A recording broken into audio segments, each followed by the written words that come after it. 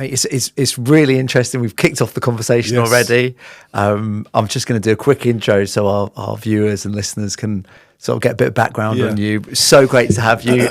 Full disclosure, we've been friends for many years. This is Richard Langley, aka Langers, so I'm going to refer to you as Langers throughout the... As it's always been, Jimmy. Throughout the conversation. You had a great career, mostly in championship football, represented your country, Jamaica, as well.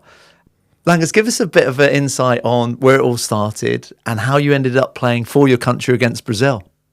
So, God, let me try and narrow this down as much as I can, Jimmy. So I started off at QPR as a schoolboy. From about 12 years old, I joined them. Yeah. And then gradually made it through the schoolboy system. Every year you get your contract prolonged, extended. Was that when they still did YTSs and stuff like that, or was it in those days? Yes, right, okay. Yeah, so we were fighting in effect for a 2-year scholarship, or YTS, back in those days. And I managed to get that confirmed just before I left high school, did my exams, and went straight into full-time football at QPR. And it wasn't without its lows. I think every footballer will attest to this. Most careers have got more lows in it than you have the highs. Right. And I had a couple of knee injuries from the get-go for my first year. So I think I missed the first year and a bit. Okay. Had a couple of serious knee injuries, got over them. And then I think it was in my second year as a YT that I started to get gradually closer to the first team. Yeah. Performances started to improve. Confidence was growing. And for me, it was a lot of luck. A lot of things have to fall in place at the right time, right, to have a career. Right, it's not just he's a good player and he's going to make it. Like, you have to rely on certain injuries. I remember training one day on a good bit of form with the youth team, first team over there. Someone gets injured. Jerry Francis calls over for a midfielder. Bang, I go over. First 2 passes were on point. Set up a goal, something like this, and then all of a sudden he was like, "I'll have a bit of that." Yeah, and that was your chance. Yeah. But I suppose you have to be prepared for your chance, and I'd like to say that I was. Do you think, Langers, that luck plays as much of a role for young players now as it maybe did back in the day with sports science, with all the analysis that goes into training, obviously into matches? Or do you think still now, irrelevant of all that sports science and data, luck plays a crucial role for whether you make it or don't? I think it's a good point. And I speak about this quite a lot because there's so many young players now. They might have the attitude, they might have the ability, but it's about luck, it's about timing, it's about being liked at the right time, at the right place. Not every youth team player is going to get the opportunity, and they're going to need to find a way. And I speak to a lot of the young players that I work with now. You might have the idyllic route through to the first team, which is youth team, first team in the Premier League, and you're a Premier League player. Yeah.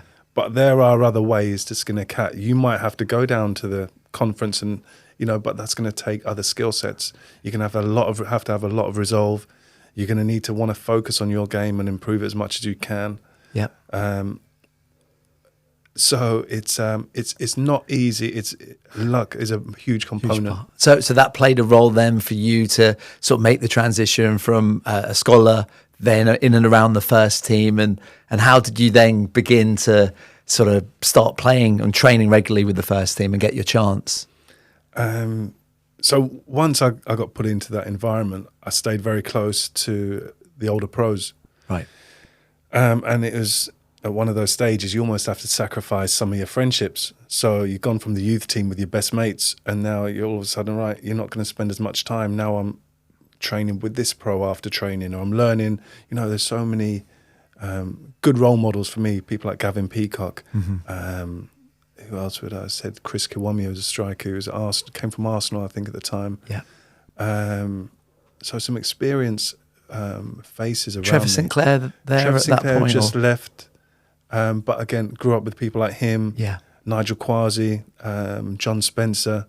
So I think it was difficult for me not to learn the traits, the right traits, I suppose. And I think that's another thing you've got to be very wary as a young player, who you're listening to, who you're surrounding yourself with, because this is how you learn about the game. Yeah. This is how you learn about the important fundamentals of how to be a pro. And you can't learn, you won't know all these things as a kid coming into it. So you need to start picking, the best bits of all of these guys around you. And in my experience, not all players have access to good professionals. You might be unlucky again in a changing room full of guys with bad attitudes, end of their contracts, not really, so. I guess, coach, this is where coaching plays a role too, Langers, right? So you might have good luck with good pros and you might have good luck with good coaches. And I guess the ideal scenario would be obviously both, right? Good coach, good pros. Yes. Is that sort of what you think makes for a good environment in terms of, that transition like you went through from a young player into the first team? Are those the two sort of pillars you'd say that provide that foundation for a great environment, or is there other stuff? Is there other stuff that is important as well? No, I think when it comes to a club and the development of a player, the coaches are very important. Yeah, the encouragement, the belief they're showing their youngsters, even for a youngster, knowing that you've got a chance of getting in front of the manager, or he sees you, you're seen. All of these things can add up. But having the right atmosphere is hugely important. Having good pros around you. I remember playing with a guy called Mauro Milanese. He came from Inter Milan, and he must have been 34, 35, I think, at the time. Ian Holloway brought him in at QPR. And he came in, and he just brought this professionalism. And I'm sure a lot of professional players will say the same thing when they come across some foreign guys who come with a different culture, a different mentality. He took his football seriously, so after training, he's grabbing us. Let's do some stretches. Let's do some gym work. Let's talk about the game. Before games, he was quite. I remember him being quite surprised to see that we'd come with this big boombox and play the music and get hyped up.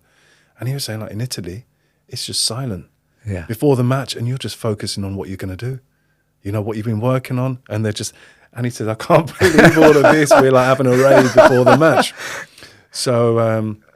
Having good professionals and just they become good teachers in effect. Sure. They do the manager's role for them, and just get them on the right pathway to having a sustainable career. Because I don't think without those fundamentals, I don't think your career can go anywhere. You might get lucky, one contract, but it's your integrity, it's your attitude, it's your consistency, it's your attitude to adversity that's going to bring you through the other end and bring a team through the other end.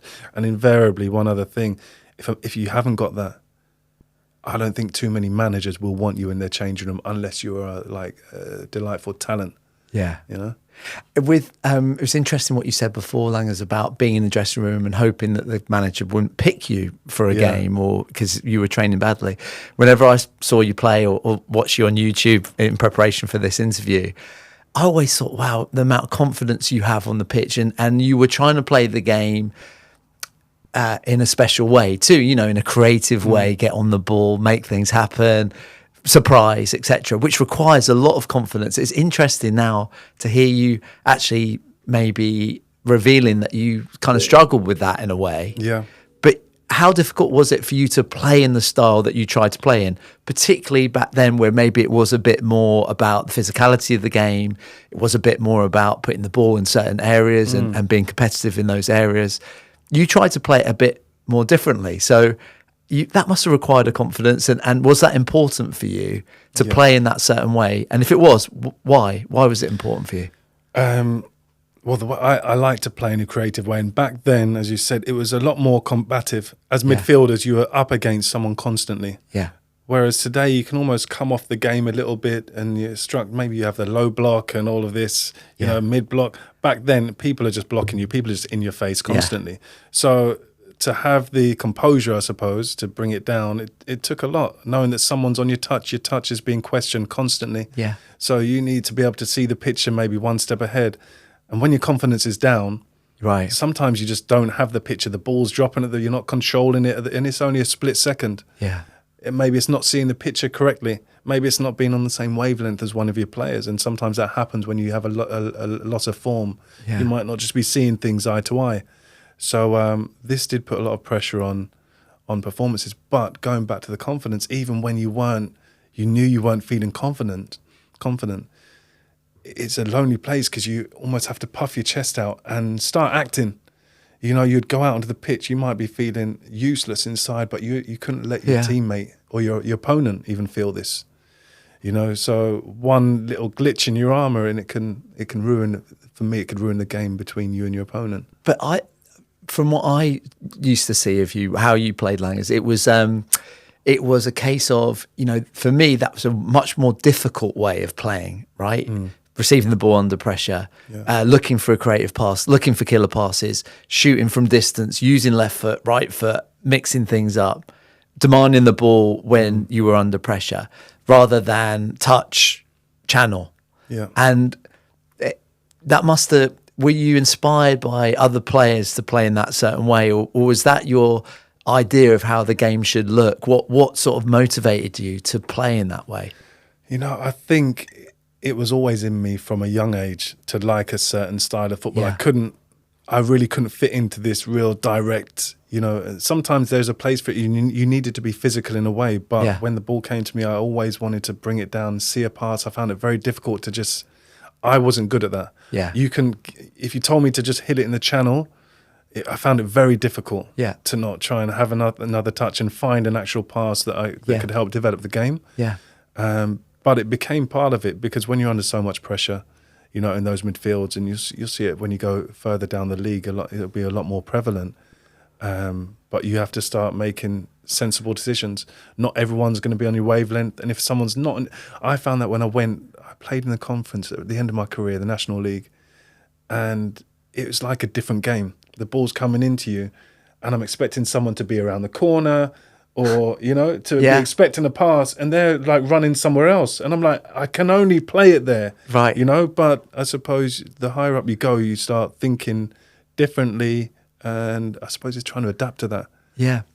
I think going back to sort of your inspirations as a player, who were the pros back in the day where you were like, that's who I want to play like?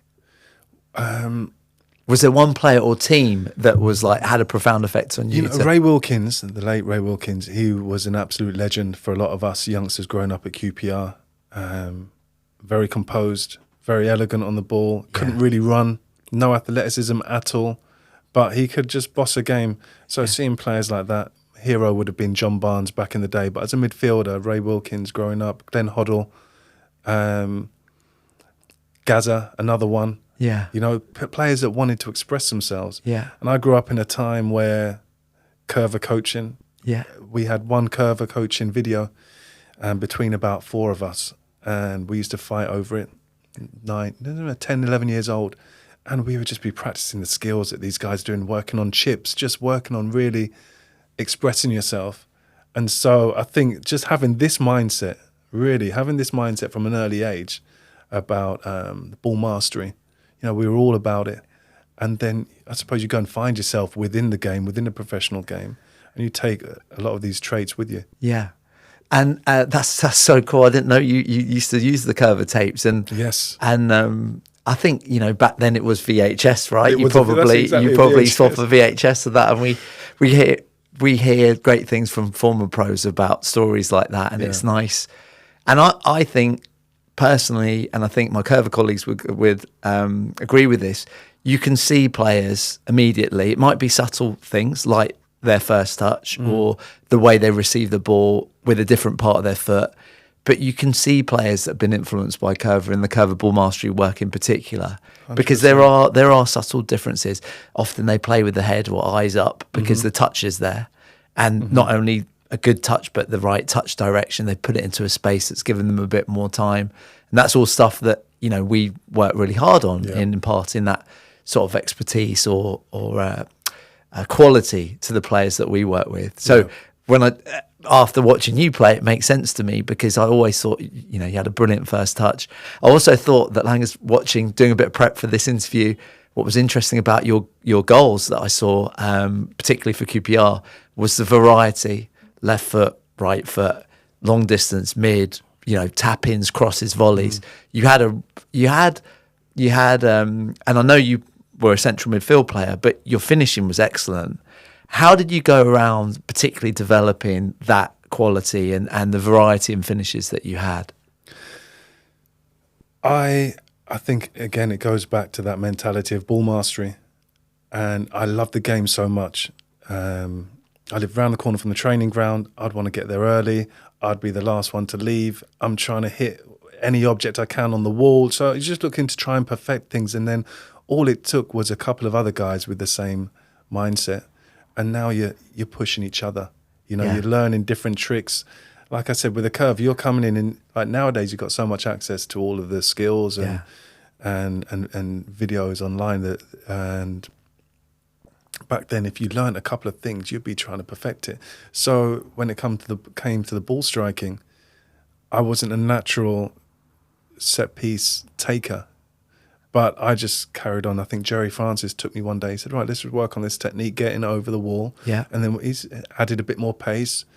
But this came through like months and months of failure of not being able to do something. Yeah, and I heard Thierry say something the other day, like to be a professional, you need to love almost that failure. Yeah. Because that's the only way you improve. Sure. You need to not be good at something, and then you need to have it within you to say, no, tomorrow is going to be better. And it might not even be tomorrow. It might be, and for me, it was like a year later, and all of a sudden I can take a free kick. I can take corners, you know, so I kind of added to my game, but this was just hard work. And Langus, I think now sort of taking it to the grassroots level, I think this is an important message for all the coaches that are listening and parents and players that are listening to our conversation today. You know, you were a professional making a living through the game, and your approach was, I'll get there eventually. It's going to require some effort. It's going to require some consistent effort, and I'm going to fail, but that's okay. I'll get to where I want to. And I think broadly, because I coach my son's team as well, I think parents are broadly supportive of that now. I think back when we were younger playing, you get a bit more... there's still pressure to win at grassroots football, but I think parents are still accepting generally of the fact that it's okay to make mistakes now. I mean, there's some where it's not, but I think the environment, and this has got a lot to do, I think, hopefully with the humility and some of the things that the FA are doing within the game about creating an atmosphere where it's okay to make mistakes. Right. And I think it's a great point for grassroots coaches and players and parents to understand that pros are also going through the same process, basically. Yeah. No, absolutely. And it's a tough environment.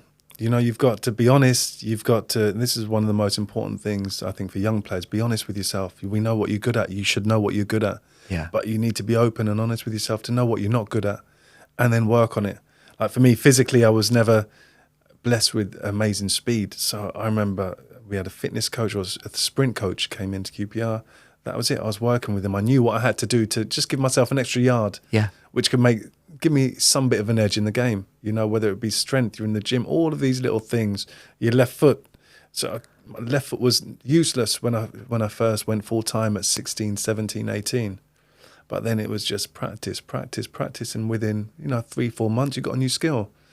And this for me should be the mindset for any young kid. You just want to perfect as many tools in your toolbox as possible. And that's relevant for kids at pro academies or grassroots football too, Langus. And I think particularly from a grassroots perspective, I think our job is, how do we make kids fall in love with the game? How do we provide them an opportunity to really enjoy it, but also get inspired for self-improvement? Yeah. Because obviously with all the distractions now, there's only a limited bandwidth that kids have to focus on what they're really into, and that could be gaming or other things. So I think one of our most important jobs at grassroots football is, how do we make this kid love the game? Yeah. And that will then be the jet fuel to inspire them to practice, because I know as a pro and as a young pro, the amount of practice that you had to do, self-motivated practice that was required to get you to a level, is huge.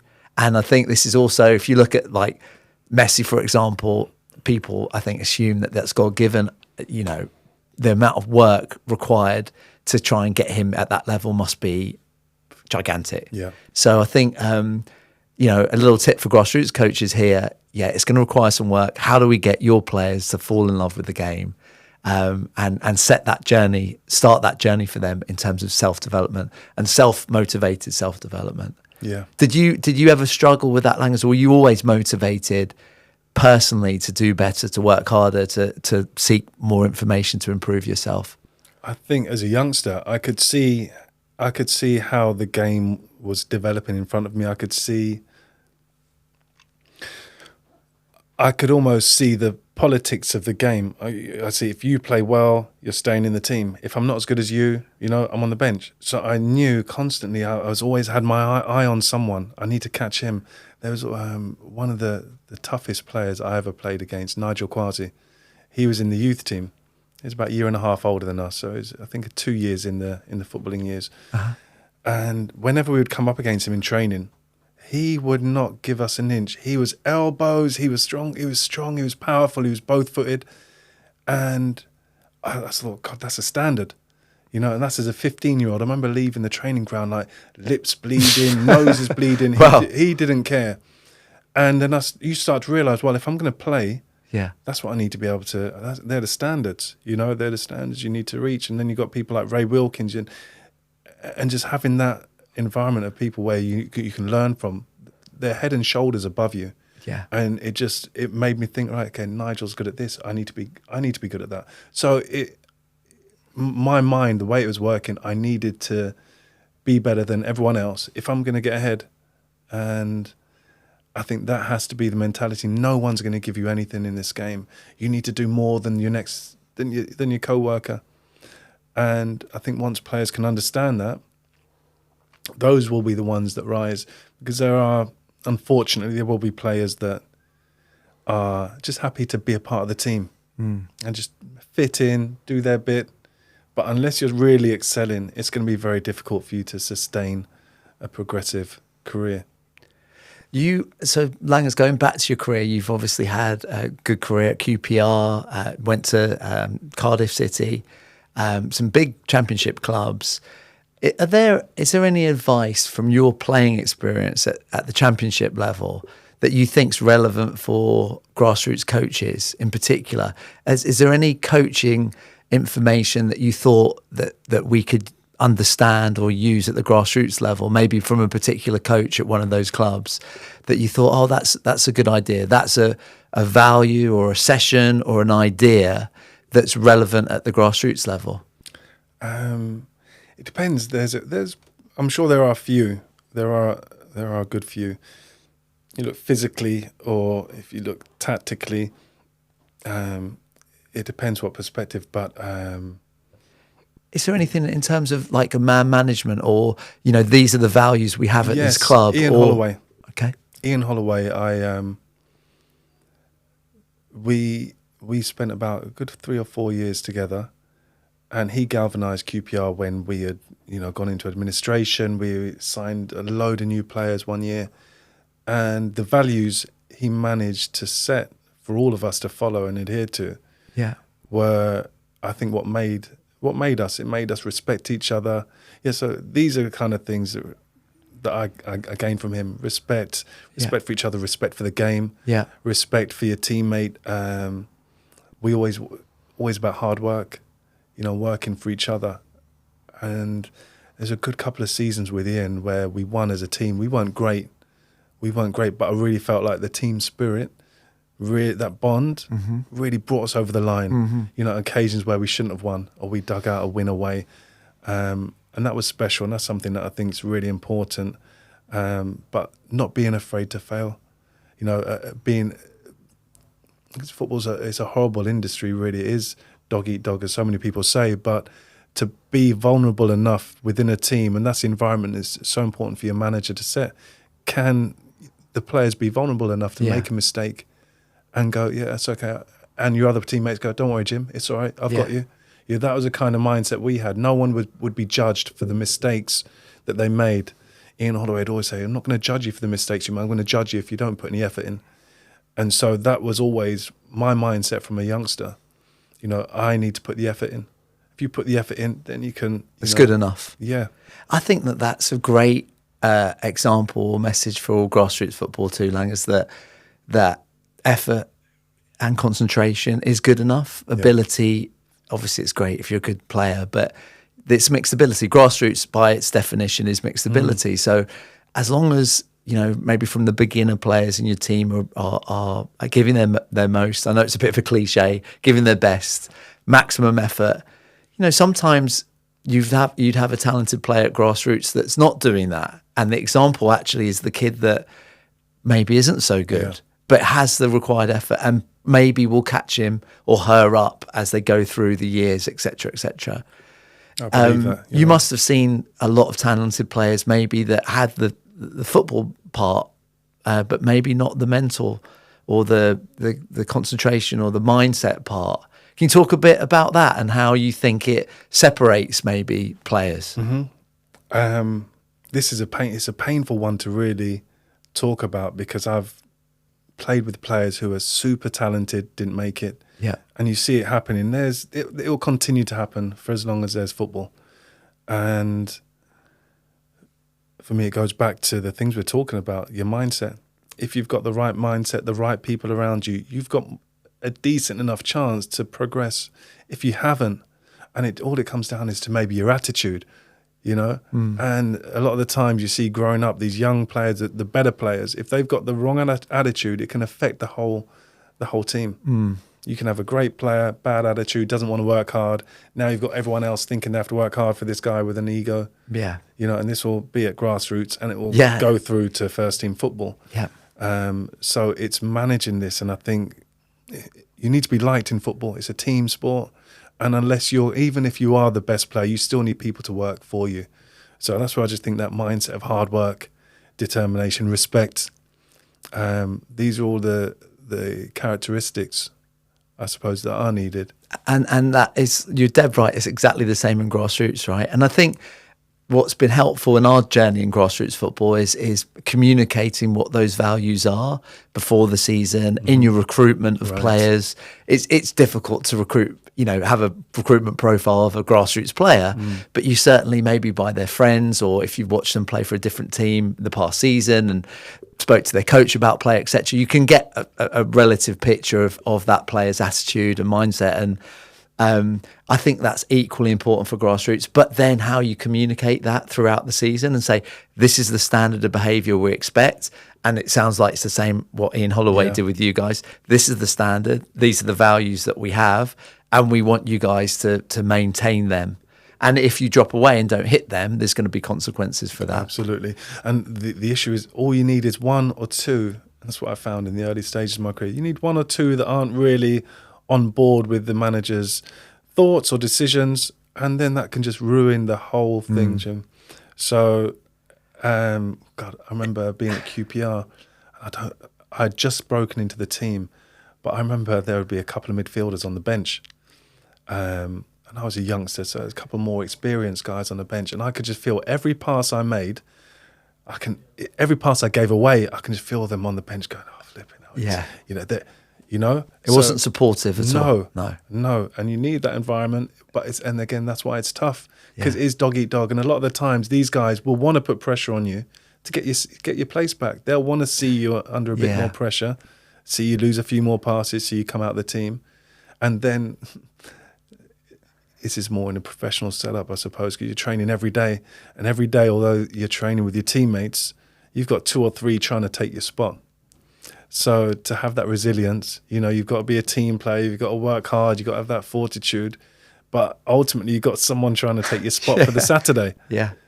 So it is a tough old journey, mate. It's interesting what you said about one or two, because then if I think about grassroots, it's slightly different, but it is one or two that can set the tone from a behaviour perspective. And I'm coaching under 11 and under 9, right? So you can imagine particularly with boys, may I add, the spectrum of behaviour, it's all over the place. You've got some kids that can concentrate and stay with you, and others that have limited attention span, and you've got to get them quickly by doing activity.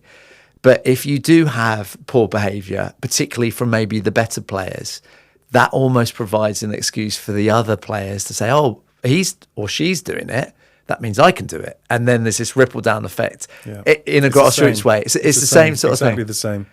And I don't know if this is right or wrong, Langley. I don't know if you've got like your coaches at the pro level, but I try and identify that immediately, and then the first time overreact to that behaviour to establish the fact that won't be set for. And if you do that, I'm going to overreact. So everyone else, all the other younger players are like, well, hang on a minute, I know there's the barrier, or there's the parameters in which we can kind of behave. And I think especially young people, kids, they need those parameters. They need to know what's okay and what's not. And again, that goes back to communication. It's what you establish at the beginning or during the season with the parents, with the players in team meetings, etc. To say, here's what we're going to do. Here's our values. And you need to have values. Yeah. If you're going to be I think if you're going to be a good manager, you need to stand by your values. Yeah. And really just try and influence your team in the way you see them. And I've played under managers where values were lacking. Yeah. And I look back now and I'm thinking, you can just see we had a talented team, no values, people doing what they want to do, no respect for each other, no respect for the coaches. And it was a nightmare. It was a nightmare, even with talented players. And then I've played in teams not as talented, but have the right values, the right attitude. And the manager will be able to drive those players along a lot easier without any holding back or resisting, you know. But I'm sure all the issues that you're going to face at grassroots, I'm sure they're just exactly the same, replicated just at a higher level, more intense level on the professional. Well, we talked about your championship experience, Langers, at those two great clubs. Then, obviously, from an international perspective, tell us about what that step up was there, playing for Jamaica, and sort of some of your experiences and maybe some of the differences that you found to club football. So I got the phone call. I was 22, I think, and Jamaica called me and said they wanted me to come and play in the next game. So I think my first game was against Nigeria at Loftus Road. I played against I think Kanu played, Danny Shitu, one of my teammates, QPR, I think he was involved. JJ Kocher? I'm not too sure if JJ played in that match. JJ Kocher. He's the best player one of the best players I've had the privilege to see live. Really? Yeah, Kocher, yeah. And Kanu. I was lucky, like, so I worked for Adidas at the time and I was at an African Nations Cup. Right. And I went with Nigeria to a training session and Kanu and Kocher were both training. Different class. So these are the things I kind of mentioned when so I played with quite a few good Premier League players who were playing for Jamaica at the time. Ricardo Gardner, Fuller. Yeah, Ricardo Fuller. A couple of youngsters made it. Claude Davis, I think he went in to play for Sheffield United in the Premier League. Some strong defenders. And one of the best players I played with in the Jamaica squad, Theodore Whitmore, I think he played for whole League One, League Two. But Jimmy, when I say you go to play in the level, when you go to play international standard, it really just goes up a notch. Yeah. And I used to think I was calm and composed. And then you go and play against Uruguay or Mexico, Honduras, all of these teams. Wow. You don't know any of their players, hardly any of them. And they're just, you can't get the ball off them. And I kind of put myself, it's almost like England in the Euros. You got all of these good players. You don't know who you're playing against in some of these teams. And they're absolutely dominating you possession-wise. So I remember playing against Colombia, great technicians. But I remember getting on the ball and just thinking, bloody, just let me find my next pass. Yeah. Let me find my next pass. Yeah. And I could feel the pressure, and a lot of midfielders will know what I'm talking about. When you're trying to get on the ball in the midfield, trying to be composed, but you're just not seeing the picture around you, a new style of football that you're up against. And I just used to look for Theodore Whitmore. You could give him the ball anywhere, and it just took another level of bravery, another level of technique, another level of confidence. And he only played in League Two and League One. So there's so many good players out there that might not just have had the opportunity. And he was definitely one of them. But we played in the Azteca, we played Mexico there, beautiful stadium. Wow. Colombia, like I said, Uruguay, Diego Forlan. I think we beat them 2-1. Diego Forlan, I think, played. But there's some lovely experiences. Lovely. I remember seeing a picture of you playing for Brazil in your house. Langers, tell us about your Brazil.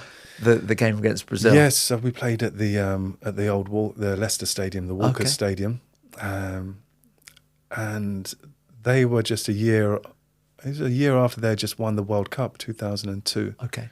So they had a top squad, and it was the revered Brazil. You know, back in that time, if you're going from the back, you got Dida, you've got Roberto Carlos, you've got Lucio, you've got Lucio Rocky was a Jr., beast. Cafu.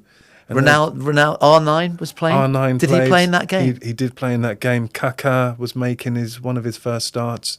Zeriberto, Juninho, Rivaldo. It was a massive... All of these guys were just legends at the time. Sure. And I remember going out into the tunnel and you're just trying to stay focused on your game. But we'd seen them the night before playing their five-a-side on the pitch. So we were waiting to come out and train and use a pitch before... after they had finished. And so just to get a glimpse of them playing, it was like you're in awe. You're seeing these absolute legends just, gracing the same pitch as you. So it's difficult to stay focused on your job at hand. So I remember even walking out into the tunnel, trying to keep my eyes focused. I can see Ronaldo there and I just want to look at him and, just see who is this guy that I'm playing against. Just take it all in. But what an experience! What an experience! To listen, I know it's been challenging too, Langers, but to think about your career through the championship level, then playing for Jamaica against these amazing. If you're a football fan, all of the teams you've just gone through, you're like, wow, and the unique experiences of playing at the Azteca, etc. What an experience! Incredible, and I think you've got such a great experience to pass on to young players. And we'll get into that in a second, in the second part of our conversation. I think that the other thing to reflect on is after the heights of you playing international football and through the championship, you then started to have a bad injury, dealing with that adversity that comes from that. And then, playing for clubs in the lower part of the football pyramid. Can you talk a bit about that journey sort of after going... ascending really and playing international football, then to the latter part of your career and some of the challenges that you faced and experiences that you went through? Yeah. I look back now, it's something that is it's quite palpable, and I see kids going through this year after year, having to drop out of the game, having to drop down for whatever reason. Yeah. And it's one of the hardest things, I think, for a sportsman to come to terms with, especially when it's not self-inflicted, where it's something your injury, you can't really do anything about it. But I feel like I had a good run, and I got to about 28, and to be fair, Jimmy, probably after the age of 21, 22, I wasn't able to run without feeling any pain in my knee.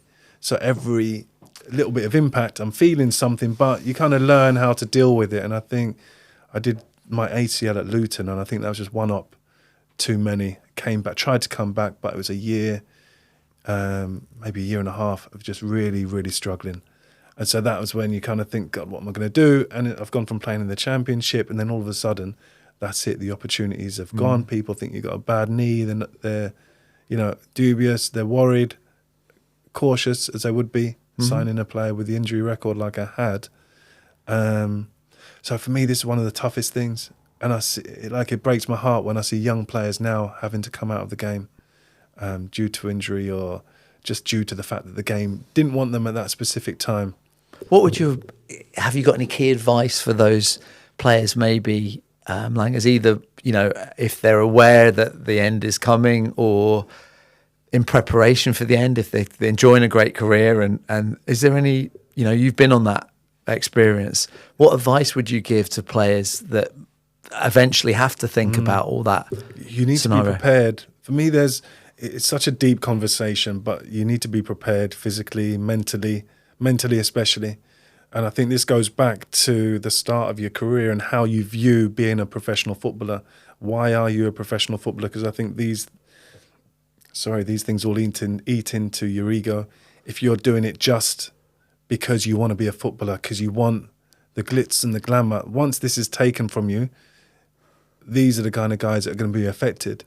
If you can accept that you're a talented individual that's working hard, but this doesn't define you. This is the main thing. A lot of the footballers will think, and I was one of them, you think that your career as a footballer defines you. Yeah. And it doesn't define you. I remember going to play for Jamaica, a coach, Rene Samoes, he took Jamaica to the 98 World Cup, and he came back in 2005 or 6, I think it was, and we had a bit of unrest in the team, infighting, and we were trying to qualify. No, this is going to 2008, trying to qualify for South Africa. It was the start of the World Cup qualifications there for the 2010 World Cup. And I remember he brought all the team together and he said, guys, he said, once you take away your cars, your house, your this, your money, your that, your clothes, he said, then we'll find out who the real man is. So a real man isn't made up. And it really galvanized us, because we had players that were earning a fortune and the guys were earning nothing at all. Yeah. So to bring all of that together was really important. I think those are the key values. You know, you can't get attached to what you have, because it can be taken away from you tomorrow. And football is unforgiving.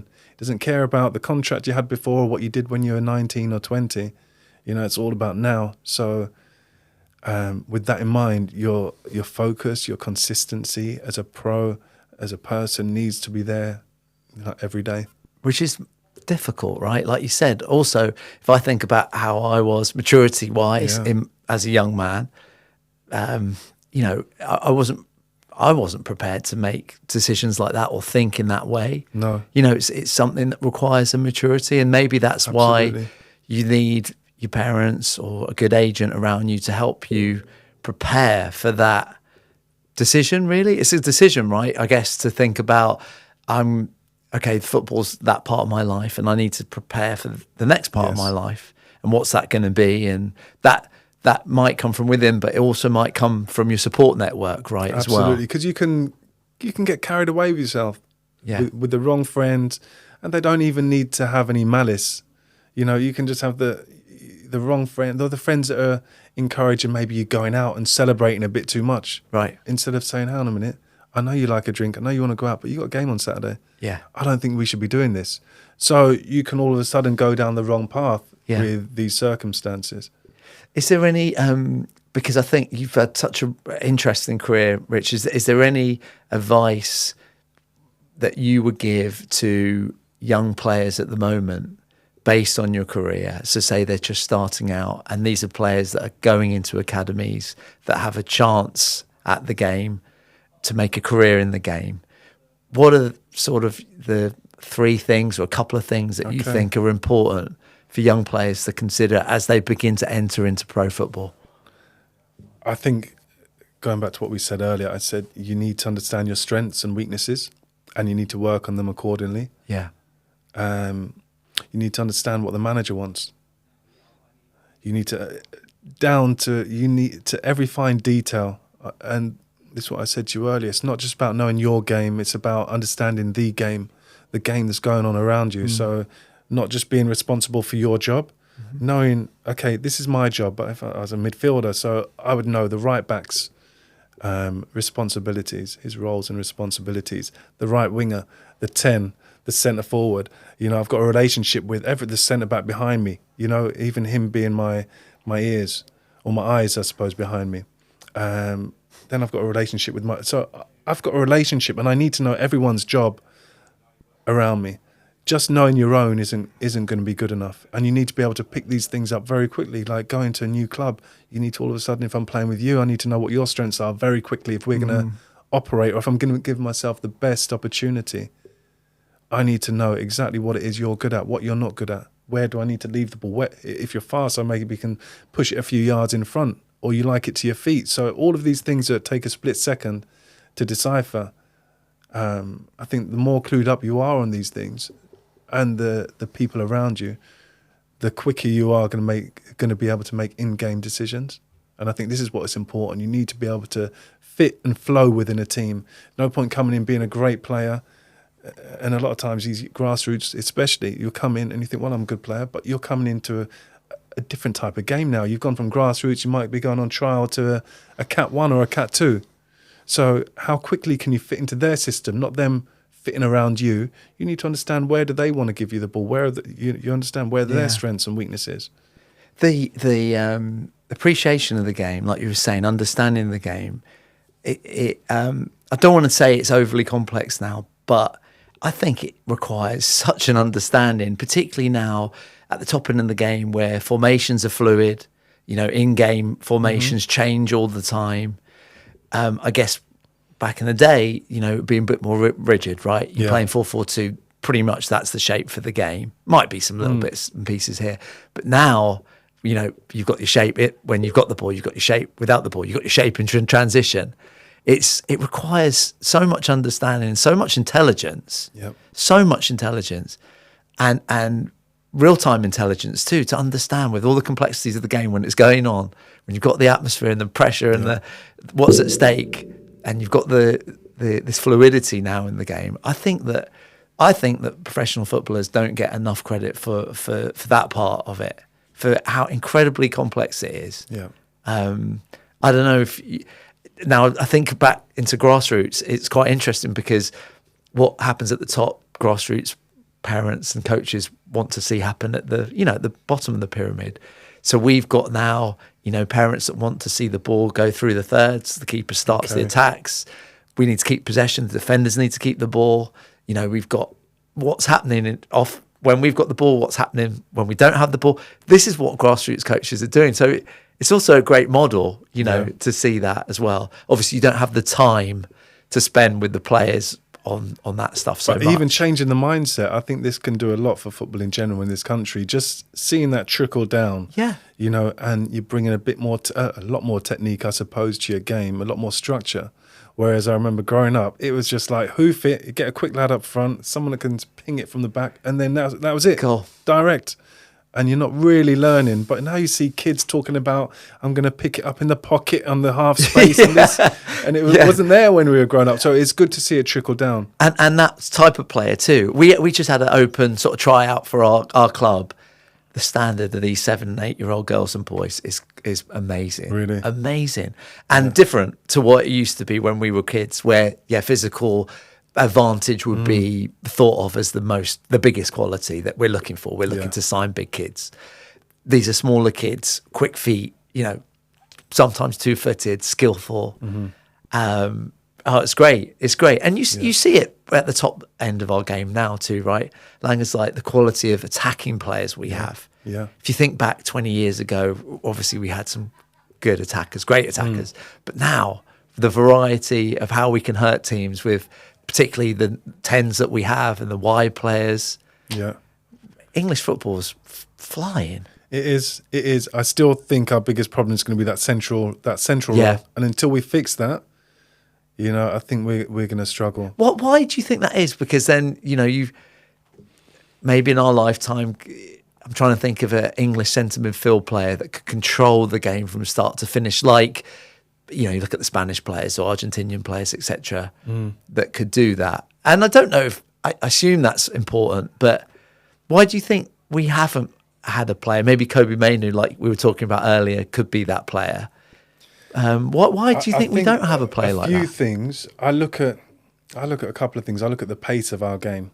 So we are just coming from that direct nature where we were talking about before. You're going forwards, backwards, and it almost needs someone that can cover space in midfield. That can make tackles and look like they're doing something energetic towards a game. When you go abroad, it seems like things are slowed down. Shorter passes, you're playing through the midfield. It's like your fullbacks, everyone else is trying to play through the midfield to let them conduct it. Yeah. And I think our issue with England has been these guys never really conduct it. We're looking to play a different brand. It's the English way, I suppose. We're going for knockdowns, that kind of high press. Yeah. And we take our eye off the fact that we need someone to control the flow of everything. So we're producing a lot of these presses. Jordan Henderson, I see Declan Rice as another guy who can, control a press, control the midfield to a certain extent, but will he get on and dictate the flow when you need him to dictate it under pressure? And this is where these other guys, so I see playing in midfield, you understand coming up against different types of players. You're either going to come against someone who can really press you and you're going to have to match him with the press. But then I think whoever's going to win that midfield battle will be the one that's more composed, that can bring the ball down and bring his key people into the game at the right time. So I don't think we rarely bring these players through. I think Michael Carrick, people talk about Michael Carrick being that kind of guy that could just slow it down. Yeah. And we had Steven Gerrard and Lampard, who are both two great midfielders, but no one really wanted to take control of the game and be responsible and just stay there. Carrick, you're right. Carrick was probably the last one I can think of that kind of fits that mould of that central midfield player. But then I think about like the great ones to do it. Xavi, obviously. Yes. I think Rodri personally is the best player that's ever played in that position now. Mm-hmm. You know, it was the Makelele position, and he's evolved and improved that position for me. Fantastic player. What a player. I mean, no weakness. Can't see one weakness in his game. He scores goals, breaks everything up, keeps you the ball. He's a ridiculous athlete. What a player. Busquets was my favourite before Rodri. Oh, no, Jim, no, Busquets is, for me, is the top, for me. How can you look something so difficult, make it look so easy? Yeah. Sorry, I haven't said that right. How can something so difficult be made to look so easy? How? I don't know, but that's how I can appreciate that. I can appreciate that so much because I know the levels of anxiety when you go into midfield and people are pressing you from all different angles and you've got to be aware someone might be trying to get smart and press you on a blind side. Like the anxiety levels just like rise so high to the point I've seen players just not want to get in there, just pretend they're marked or play themselves out of the game. So to go in there and constantly make yourself available and dictate is one of the toughest things to do, I'd say, in football. But how did he make it look so effortless? It looked like he wasn't even right. I don't think he was a great athlete. Well, he's a great athlete, but he's not. Athleticism wouldn't be the first thing on your qualities assessment of Busquets, right? But he affected the game amazingly. He's seen it, Jimmy. That's what I'm saying. If you're getting too close to him, he knows there's a guy free. Play it there. And it's just like he's constantly just getting the ball and going, right, what are we going to do here? What are we going to do? Where are your weaknesses? And it's a special gift. I think he's one of the best. Rodri obviously is. I like Thiago too. Maybe, I know Liverpool, maybe a few injuries and stuff, but him at Bayern and Barca, I thought Thiago, he had some style as well. He had the style. Yeah. And for me, I remember Ian Holloway, it's going back to Ian, he'd say, when we were pressing, he would always say, listen, if their pressing is going to be better than your technical ability, then they're going to win, and vice versa. If you're going to be a technical team, your technical ability needs to be better than their press. And this is what I love about these guys. It's quite easy to press someone, and for them to have that resistance and that courage, it just takes such a lot. It takes such a lot. Wow. Last thing before we move on to the second part of the conversation, is in terms of the press, when you were pro, do you think that's changed? Were you being asked to do the same sort of job with pressing back in that era of football to what's happening now? Is it a new, because you hear that particularly in grassroots football now, you hear parents yell out, press. Sometimes these are 11-year-old kids, they haven't got the physicality to press, let alone maybe the instruction or know-how. Do you think it's just the evolution of what's happened, or were you asked also to do that as well? At a young age? Not so, I don't remember at a young age. It wasn't until I went full-time. So you're talking about between 16 and 18 where you start to understand, this is how you press as a unit. Yeah. And for me, your pressing is only going to be as good as your unit. So the more you understand the game, like I said earlier, the more you understand the game, you can understand when to press, when you can, when you're not going to press, when you're going to set a trap. And that's the other thing. You go to professional football, people are setting traps in the midfield. Is very anxiety-driven to go in there because it's not straightforward. Yeah. Even the simple 5-yard pass, there might be a trap. Someone might be setting a little trap for you. So you kind of wait and you're pausing. Are you being read? Yeah. So all of these things make it quite difficult to play in there. I just really enjoyed that. That was brilliant. Let's take a little break and we'll come back and talk about the second part of your career, which is really exciting. And I know you've got some great advice for our listeners with that as well. Look forward to it. Cool. See you after the break. As mobile as you'd want a play in that position, he's quite big, isn't he? He is. He is quite big. The one with Mainu, I just saw it the other day. I think to play in this role, in this kind of Makelele role, whatever we want to call it, you can't run too fast. And then I look at Declan Rice, I look at, say, even Bellingham. Once you're running a bit too fast, it's very difficult to connect with everyone else. And Mainu kind of has this amble where, I can still jog and, find myself in position, and get the ball and still be able to maneuver myself. Once you go a bit too fast, everything kind of struggles to connect. You know, the other one I say that about as well is Rashford. You see these wingers. I heard something called a half pace recently. Like Saka almost does it perfectly with his half pace, not going too fast, but he's going fast enough where he can make the defender drop, but he's having a touch and having a look up every touch. It's very difficult to control because now, as a defender, you know that he's seen a run. You know, you're going to be affected. You see someone run past you as a defender, you know Saka's seen it. Someone's overlapping, you know he's seen it. You have to worry about it. Whereas someone like Rashford, and I think that's why he played so bad, he's not got this half pace anymore. It's just head down, gone. So as a defender, you've just got one thing to worry about. I'm not going to let him get past me. He's not seen any pass. He's not seen Højlund. That's why it's difficult for, is it Højlund? Yeah, the centre forward. Yeah. Højlund. Højberg? Højlund. Difficult for him to get any joy because you've got someone just running 100 miles. What are you meant to do? You can't pull off, you can't check. He's not going to see you. So it's just little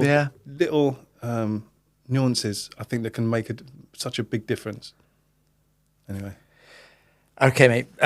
So Langs, we're back for part 2. In this part of the session, want to talk to you about some grassroots stuff. So some questions that we've had on our social media. It's kind of a bit of a segment we've got on our podcast now. We're asking pros about their advice for grassroots players and parents and coaches. And then also talk a little bit about the next part of your career and sort of any advice you've got as well from that as well. So the first question on our social media is dealing with setbacks. So particularly with young players, you can imagine if, I don't know, you get beaten by 4-5 by a bigger margin, young players, young people can get upset, and also parents can get upset with a heavy defeat. What would your advice be, Langers, in terms of responding to any setbacks? I know, obviously, we talked earlier about your knee injuries and other career setbacks that you've had.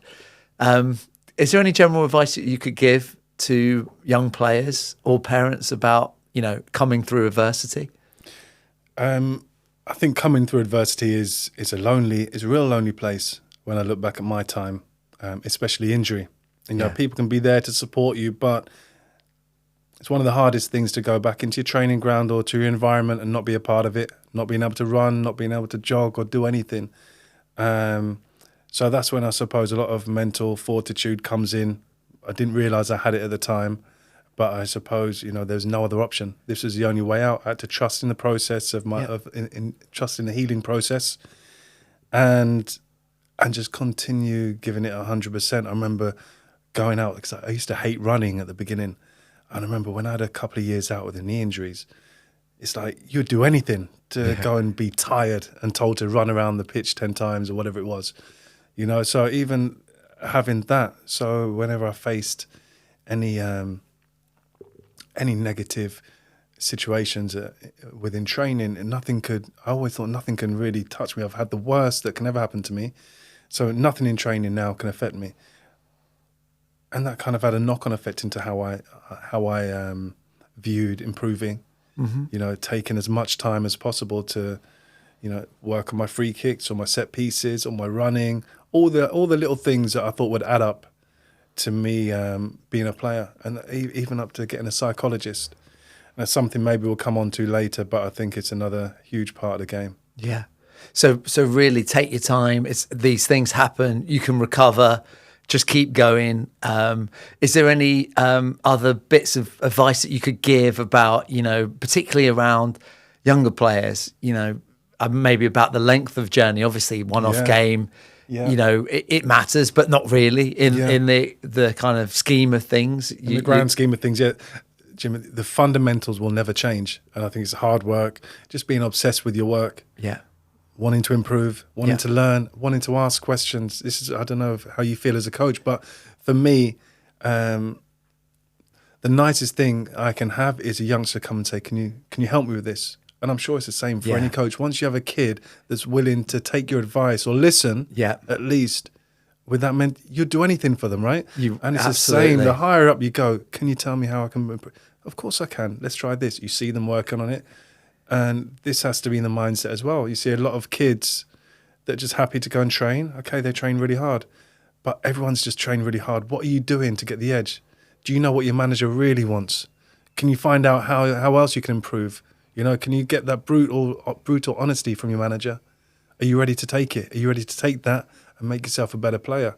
So these are all the things, you know, we can't just be sat in your comfort zone, constantly need to be growing and trying to elevate and improve. That's really interesting, mate. I think that's a common question about adversity and how we respond to it. The other common question we get all the time at coaching clinics or through our social media comments is working with parents. And obviously without the parents' involvement, players wouldn't be able to play football. And it can be a challenging thing for grassroots coaches to navigate, that communication with parents, ensuring that, you know, you're all pulling in the same direction and they're aware of what you're trying to do, et cetera, et cetera. It can become quite challenging. And you and I were speaking off camera about our experience as parents and trying to coach your own kids. Yeah, and we get contacted quite a lot by ex-pros about this very topic. How do you coach your own kids in your team? Because a lot of volunteer coaches at grassroots are doing it because their son or daughter is in their team and therefore they want to be around their kids and give them a great football experience. Before asking you that question, Lang, is how you think you go around it and the advice, I can tell you about some of the mistakes that I've made as a grassroots coach, coaching my own kid. One is overreacting, maybe applying a set of standards and behaviour that I wouldn't apply to other people and trying to make an example of my kid so that the other kids wouldn't misbehave or act in a way. And you know, then I think to myself, God, that's completely against why I'm trying to do this. I'm trying to do this to create a fun experience with my kid, and I made a mistake there. So, okay, what's the learning? Reevaluate, and next time I'm in that situation, approach it with a more consistent sort of way. Right. The other thing, I think, the other thing I've learned the most is try and enjoy it. Like, even at our level, I feel a sense of pressure in the games for us to win. For us to play well, you know, to play in the way we want to play, which is an attractive style. So, you know, yes, I want to do well in the game and I want us to do well in the game, but also chill out a bit and have fun and enjoy it with my son or daughter, coach both their sides. So those are the two things, you know, don't overreact and enjoy it. That's a tough balance, I think, to have, but I think it's imperative, especially at grassroots level. You need that fun, you need that commitment to coming back to knowing you're going to have a good time. And I suppose as a coach, that is your responsibility, more so than in a professional setup where it's like, this is it, I want it like this, and if it's not like this, I'll bring someone else that's going to do it. Yeah, sure. You know, so to keep them engaged, I think you're right, is a tough skill that you've got. But you need it. You need it. Patience is the other one. Patience. What about Lang's parents of talented children, so that are in academies? Can you give any advice? You know, obviously that's difficult for them to navigate. They're in a whole different opportunity. They might not have been in that position before. There's a lot coming at parents that have kids that are talented at professional academies. Are there some general bits of advice you could give them? I think the most important thing is to find someone that you trust, someone that's probably involved in the game to some extent. If it's an agent, great. Yeah. But you need to build some form of a relationship with them. I don't see. Sorry, mate. This is. No, take your time. No worries. So. I just want to get it right, Jim. Yeah, no, so it's, and we can reframe it. Take your time, because this is an important question, because I don't think, I honestly think that some parents haven't got, a lot of parents must not have a clue what to do. So let me go back to my journey. Started off, I signed my scholarship at QPR, my YTS, and my family didn't have a clue about football. Although I came from a sporting family, they didn't have a clue about the professional industry, how it worked, none of it. Yeah.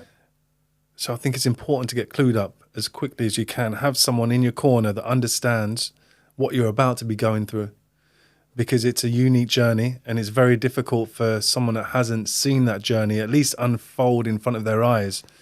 It's difficult for you to give any advice on all of the barriers, and there will be many. that you're about to receive, or you're about to approach in your career. So this is probably one of the most important things. As an early age, parents need to understand, if your kid is going into professional sport, find out what it's about. Find someone that's, that can give you some good advice tailored to your son's position. And not every agent is going to be the best one for you. Yeah. You'll have some kids who are flying at a Chelsea or a United, and they might need a top agent. Might be what he needs. But I think at a young age, and when I say a top agent, I mean someone with a big brand name behind them, looking after the top players in the world. That's great. But if you're a kid that needs direction, if you're a kid that doesn't understand how you're getting to the destination, you need some advice and guidance on how to get there, not just someone waiting for you to get there. Because invariably as a young kid, you don't know enough. With all due respect to all the youngsters out there, you don't know enough to get there yet. So all I would say is ask questions from the right people around you. How can I get there? And then you just take note.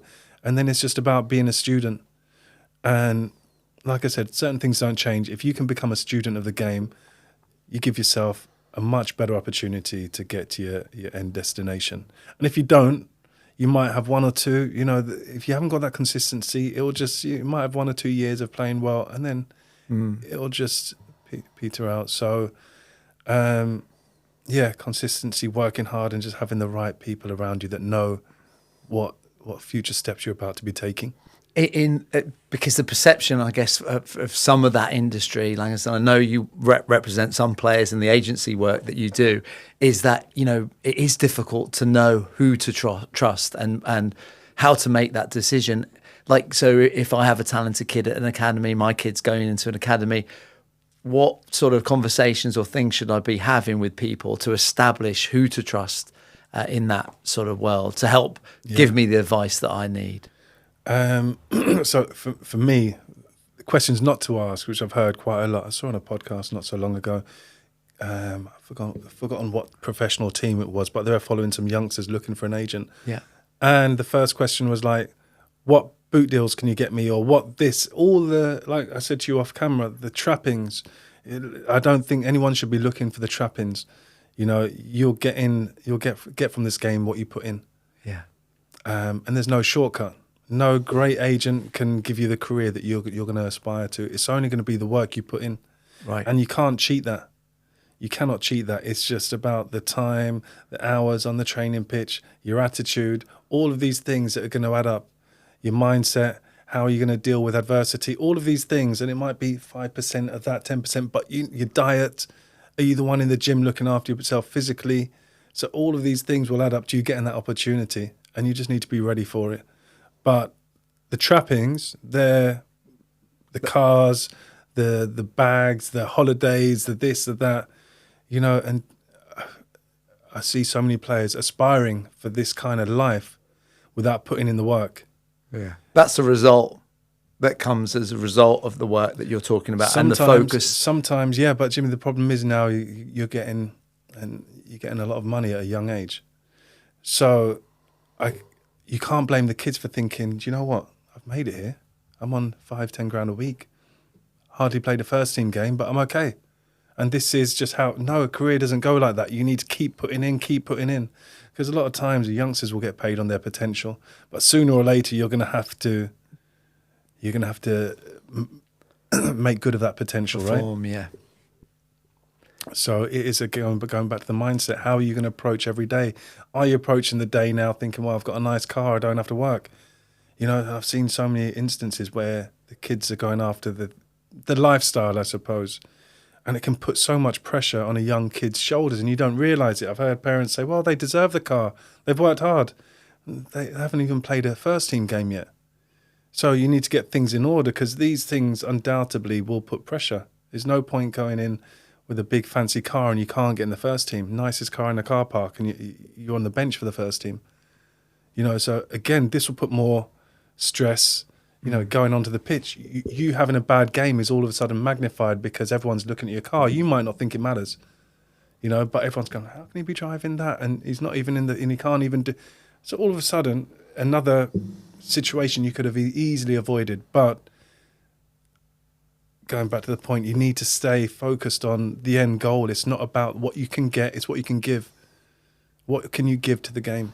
And that's really interesting, Langers. I think that requires a maturity from a young man, or normally a man in our country, right? More women obviously making a great living from football now, but that requires a maturity at a really young age to understand that, doesn't it? Because it is easy to be I'm sure it's easy to be distracted by all those things, the material things, the lifestyle stuff, especially if I assume some of the players maybe haven't had a privileged upbringing as well, and that's so close to them, or they think it's so close to them. Yeah, it can be. I can see how it can be a powerful pull, you know. And it can be so powerful. It can derail you from where you're trying to go.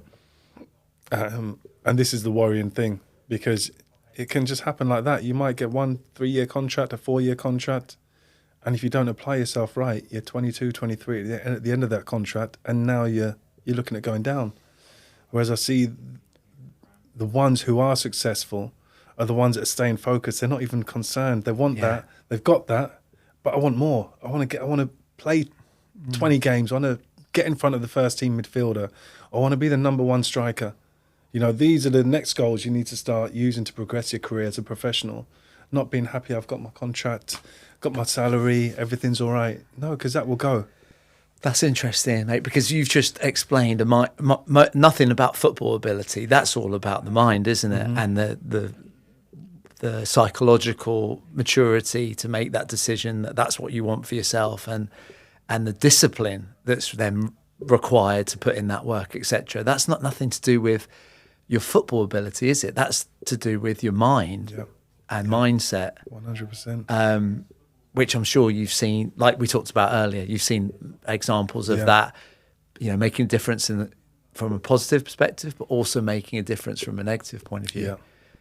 And you see that in grassroots too, right? You see talented players that might have an opportunity to play in academy football, but don't have the required mindset and concentration to do so. I think that's all it is. That is all it is. A lot of the time, you can do your little drills until you're blue in the face, and everyone can probably get to a certain standard technically, but it's all the other bits that are gonna make the difference as to whether you're gonna make my first team. Are you compatible with the rest of the team as a unit? Do you know how to fit into this unit? Or if you don't, then no matter how much talent you got, it's not gonna bring you anywhere.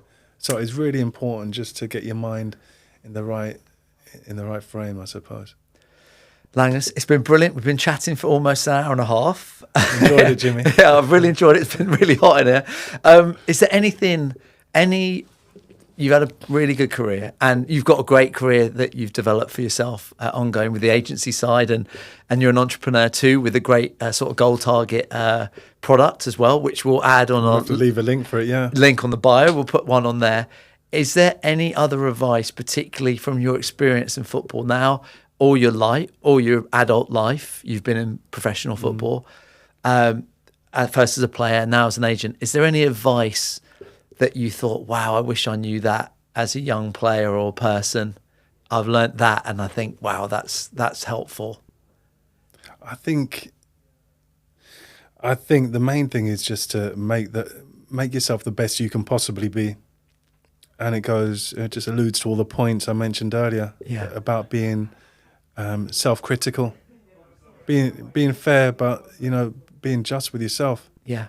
And then being prepared to go and put in the hard work. That's it. And that's the only thing. I kind of look back and I think I eked out as much as I could from my career.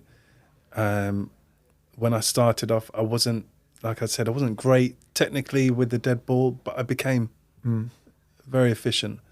I wasn't that quick. I became a lot more athletic. So I didn't leave anything, any stone unturned, so to speak. But you look back and you see so many careers where just give it everything. Give it everything and see where you end up. And like I said, it's not always going to be the traditional route from youth team to first team in the Premier League. I remember speaking to Lee Johnson when he was at Sunderland, the manager, and he was saying that kids, they're almost like popcorn, and everyone is going to pop at a different time. And just because you have them at 16 and he might be a talent. There might be a stronger 16-year-old, a guy that's more developed. He might be popping off then. But you just got to be patient enough, believe in the process, and eventually be prepared to take your opportunity. Brilliant. All right, Langs, thank you. Cheers, Jimmy. Cheers.